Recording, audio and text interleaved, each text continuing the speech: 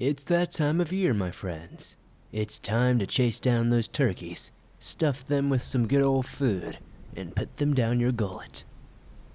Welcome back to the swamp, my friends, and welcome if you're new. It's good to see you made it back for another episode. Today I'm going to be sharing some creepy and allegedly true Thanksgiving horror stories. As always, if you have a story that you would like to share in a future episode, be sure to submit it at swampdweller.net or the email you can find in the description down below. I'd love to share your story with everyone here in the swamp. It's stories like yours that truly help keep this show going on a daily basis. Now, sit back, relax, and enjoy these creepy and allegedly true Thanksgiving Day horror stories.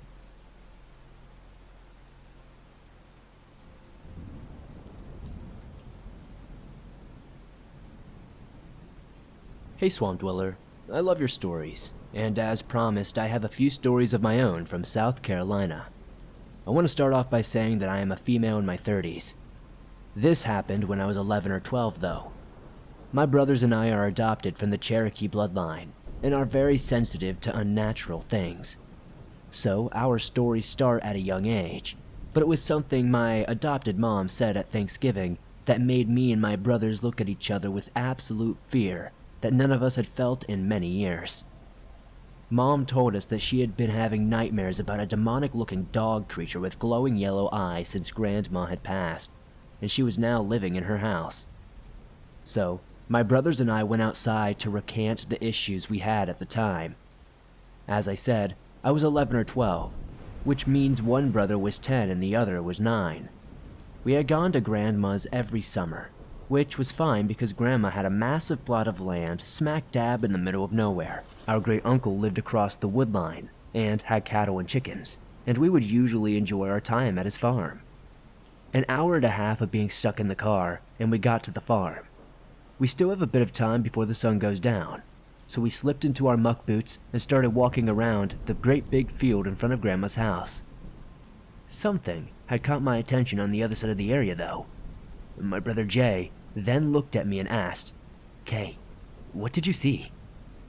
I said nothing at first, and we continued to play for a bit, but I felt uneasy the entire time, as was my young brother. It just felt like something was watching us across that field.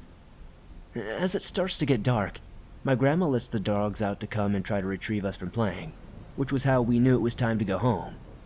No matter where we were in the woods, the swamp, or anywhere else on the property, the dogs would find us. So we get back to the house, and we get ready for bed like usual.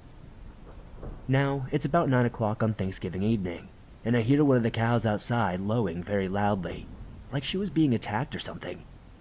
I look out my window and see some massive creature with yellow eyes attacking this poor cow, absolutely shredding it.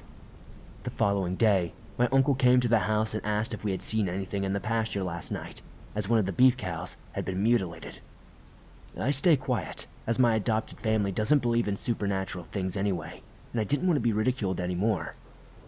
He explained that he did not want us going into the woods until they figured out what was killing the cows. But a few days later, a farmer down the road saw a pack of coyotes, and I guess they got the blame. So after that, my brothers and I went into the woods, and we explored the area where I had seen this thing watching us the first day. We go about 100 feet into the woods or so, and we came across a large bramble patch that looked like it had been molded into the shape of a cave. A thing about these brambles is that unless you have incredibly thick leather work gloves, you will bleed from the inch to inch and a half long briars. Immediately, my brother G starts to cry. He just can't bring himself to talk, and he just stands there and starts to cry. Jay and I get to G, and we try to get him to tell us what is happening, but he cannot compose himself. As we began to walk away from this cave structure, my grandma sends the dogs out, signaling it was time for lunch. At this point, we had a black chow lab mix named Molly, and a smaller white and red mix named Sandy, neither of which would have harmed us. Now, I bring this up because Molly was tearing through the trees as if something had been ready to attack us. Molly was my dog and very protective of me. As soon as my lovable pooch gets to us, she starts growling, and she starts herding all three of us back toward the house. I stopped to see what my beloved dog was flipping out about, and she bit my pant leg and started dragging me right out of the woods. We get back to the yard, and G is finally calm enough to tell us that he swears he heard our grandmother calling us from the swamp, further in. Jay and I look at each other and scratch our heads. We hadn't heard Grandma at all. That night, my brothers and I were a bit restless, and as soon as it was summer and we had no actual bedtime, we decided to play ghost in the graveyard in front of the house. We get the torchlight, and I am it, of course. So we never really go too far from the house at night, especially after that. So we play at the front, knowing that it is safer, as there are wild animals in this part of the state as well. I call out. All are free to end the game after 10 minutes of not finding each other. The guys come back to the front of the house when we hear my voice from the woods call, "All free." We stop, and I point the ample light toward where my voice came from. In the morning, we see a vast looming figure, dark as sin with large, yellow eyes, call out again, "All's free." We got our asses inside and stayed there for the rest of the night.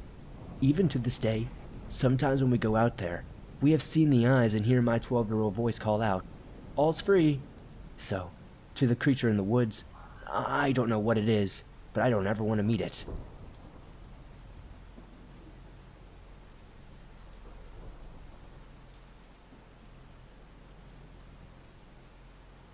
I'm sending in this story in the hopes that I can find others who share similar experiences. This is the experience that actually got me into the paranormal. I was about 10. The year was 2000 if I have to guess correctly. It was Thanksgiving. My birthday is November 23rd, which is Thanksgiving like once every 4 years.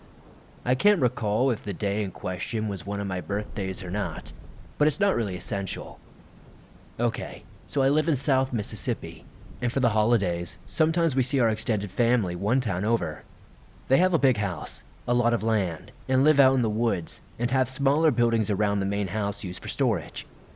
When we arrived, my parents introduced me to a cousin I had never met before. His name was Zach. He is about a year older than me, making him 11 at the time. We hit it off instantly, and we went upstairs to play Mario Kart on the Super Nintendo. After an hour of that, we ran outside for a little bit, which led us to exploring the smaller buildings on the property. We came across one that could have been an apartment for someone. It had a small kitchen, a refrigerator, a TV, and living area, and some workout machines on the first floor. It wasn't a big building at all. The upstairs consisted of 2 empty bedrooms and a tiny hallway dividing them. The upstairs rooms were to immigrate left and right on the top of the stairs. Me and Zach went up there and found a space to the right, but the door on the left was closed.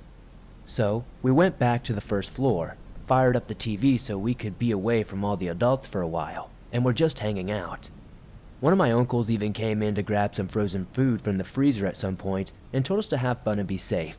The usual adult platitudes. If I remember correctly, about half an hour goes by, when out of nowhere, we hear a loud crash. It sounded like a car crash or maybe something akin to sharp metal objects falling. However, it seemed to be coming from upstairs and not anywhere outside of the house. So naturally, we wondered what the heck was going on. So we, me going first, went to the staircase to see what was up. And there he was, a neon green figure, like how the Flying Dutchman from SpongeBob was depicted, transparent, bright green, was staring over the railing. It was hanging halfway out of the previously locked door staring at us. The door was now cracked open. His torso stopped at the door. Anyways, Zach and I both screamed bloody murder and ran back to the main house and told our parents, who laughed it off as us just being kids. I think someone even said it could be a deceased cousin of ours who stayed over there at some point or another. To this day, my mother brings it up because we both love the paranormal. But it being so long ago, I'm sure my memories have distorted it a little bit. However, the image of the green man sticking through the door and leering down at me on that Thanksgiving day will forever be in my memory. So if anybody has any similar stories, I'd love to hear them. I usually listen to the show and don't send anything in, but I've had a few stories in my time that kind of line up with some of the stories I've heard on the show, so maybe I'll send some more in.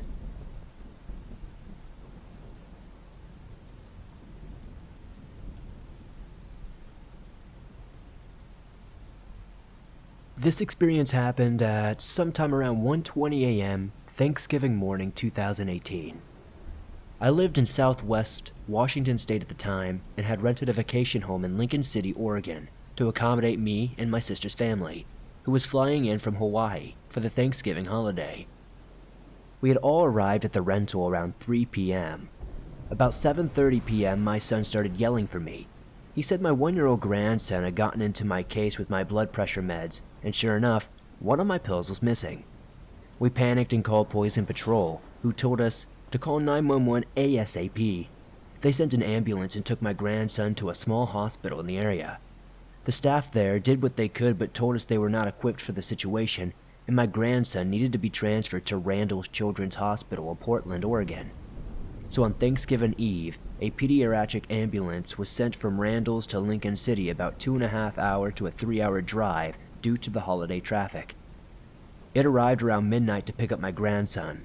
My son's wife rode in the ambulance with my grandson back to Randall's.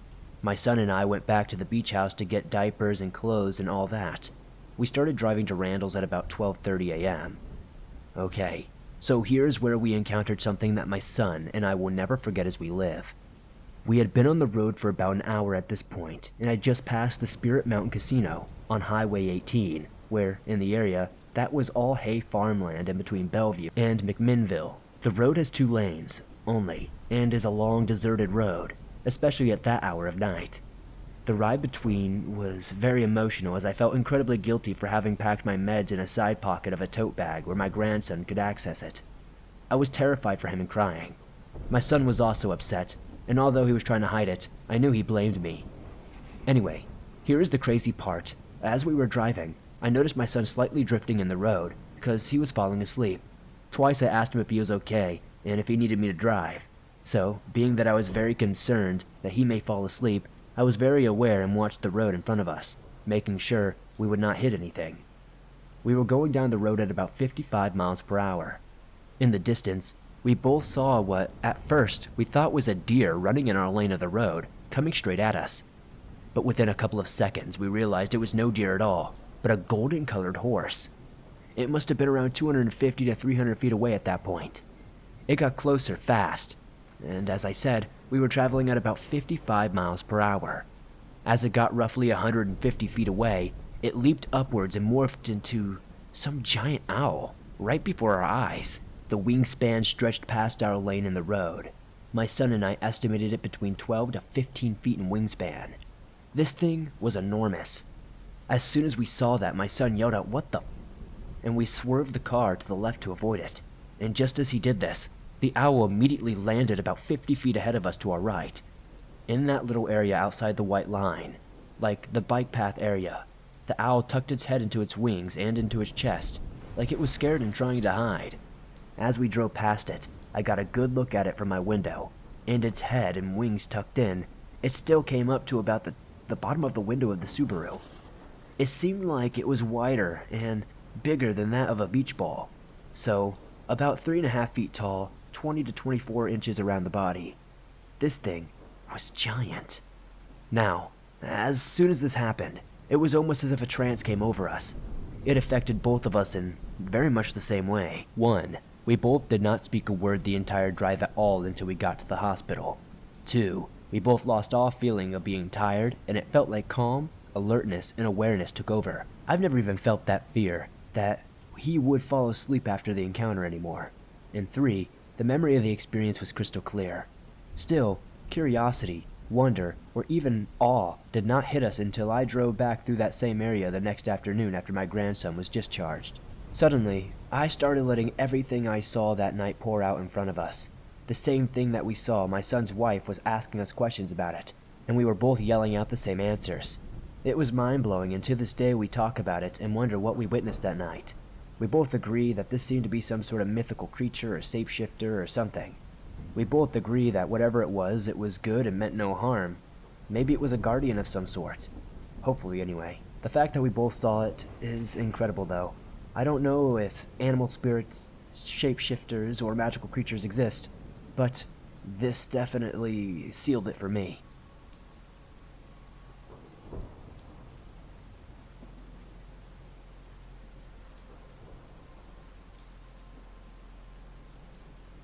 "4 years ago on Thanksgiving, I went to visit my mom and uncle for dinner. Later in the evening, I usually have more than one Thanksgiving to attend since my parents are separated. It was dark at this point, as I turned down the long winding country road that led to my mom's house. For context, my uncle's house is by the road, but my mom's house is down a gravel driveway on the same acre of land, separated by a gorge.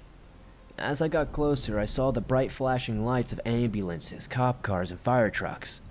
They were parked right in front of my uncle's place, so I immediately freaked out and was scared that something terrible happened to my family. However, since they were blocking the road, I couldn't get in. I turned around and sped off, opting to arrive at the top half instead, which worked, and I was there and parked within 5 minutes. I ran up to my uncle's porch where people I hadn't met before were standing, some crying with their arms covered in blood. I saw my uncle and asked if everything was okay and what had happened. One of our neighbors had ingested a cocktail, pills, and alcohol, then crashed his pickup truck in the front of the house. There were 3 people in the truck, all of which were ejected. 2 of them were sitting on the porch covered in blood. The third, the driver, our neighbor, had died in the road about 30 minutes earlier. Even worse, one of the guys covered in blood was his son, but unfortunately, it was his own father's blood. I was told afterward that they cradled his head as he lay in the road bleeding from his ears, nose, and mouth. It was a downright tragic scene. Now, I'll get to what happened next. About a month goes by and nothing out of the ordinary has happened. Then, out of nowhere, my uncle hears a voice early one morning, sometime around 6 o'clock. "It hurts." He told me it sounded like someone was in pain. Long and drawn-out raspy calls. My uncle immediately thought that his son, my cousin, had probably gotten into a fight and had stumbled home or something. He jumped out of bed and went to the porch to check. "It hurts," it bellowed out again, but this time from behind the house. My uncle said it kept calling and moving around, but eventually trailing off near the wood line. He followed the noise but never found whatever or whoever was making it. I found out about this a few weeks later when he told me, and he was dumbfounded, and so was I. It's honestly something straight out of a cheap B-grade horror movie. I couldn't believe it, but I know how haunted the land is because I grew up there. I made no connection to what happened at Thanksgiving. His wife didn't believe him either, saying she was next to him and didn't hear a dang thing. She's the deepest sleeper in the world, though. That was the last I heard about it, until about 2 months later. My uncle's wife was in the bathroom and heard it for herself. "It hurts," this time from within the house. She said she froze, as it called out 3 more times. The voice had moved from inside the house to the front yard before stopping. She was now a believer. It happened twice, but never again after that. My uncle has a theory, though. The guys on the porch, covered in blood, asked if they could wash their hands in the house. Of course, my uncle allowed them to, but he now thinks that it invited something into the home.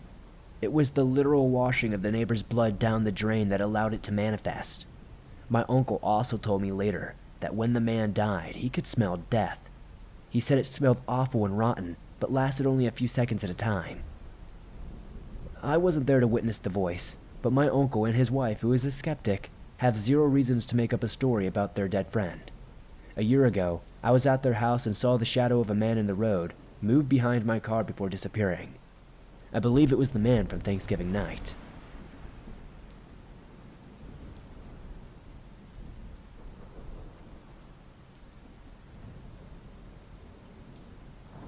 My story took place in November 2004. I remember that precisely because George W. Bush had just won his 2nd term as the United States President. I was around 9 years old at the time. I am 25 years old now. Yet, this memory has always stayed vividly at the forefront of my mind. I can remember it like it was just yesterday, and it still makes me so uneasy to think about. I've never spoken about it to anyone until now. It was a regular day for me. It was the Friday before Thanksgiving, and our school gave us a whole week off for it. I was particularly excited about the weekend because my parents allowed my best friend to stay over for the weekend. It's all I could think about that day. I was at the pickup student line, which meant that a relative or a guardian had to be on their records with a signature to pick me up from school. I was too anxious to ride the bus, and I was much too nervous to walk home alone, despite living in a friendly, small town. That day, my grandma was supposed to pick me up from school, but unfortunately, both my parents were working late. So, I was going to go to her house, and my mom would pick me up there after work. Well, you might be able to tell where this is going. By the time my school was out, my grandma was nowhere to be seen. So I waited in the lobby for about 30 minutes. By this point, it was about empty, aside from the janitor mopping the lobby floor. I was getting nervous. My grandma forgot to pick me up, so I went to tell the office lady that my ride never showed up. I was a pretty anxious kid, like I mentioned, and I didn't know what was happening. The lady was lovely. She sat me down in her office and tried calling my grandma. No luck. She tried calling my parents, who said my grandma should have been there already. My mom said she reminded her this morning and would try calling her. Unfortunately, she was at work for a few more hours and couldn't get home yet. It was probably 4 p.m. at this point, and I had been at school an extra hour, and I was petrified. I was all alone with this office lady, and I could tell she was frustrated. Everyone had already gone home, and she couldn't get on with her week because of me. At one point, the janitor walked into the office. It instantly smelled like cigarettes when he walked in. He stared right at me. He was a tall, husky man with long, greasy brown hair, with a bit of a screwed-up face and crooked nose. That was the first time I had ever seen this man. I had never seen him around the school before.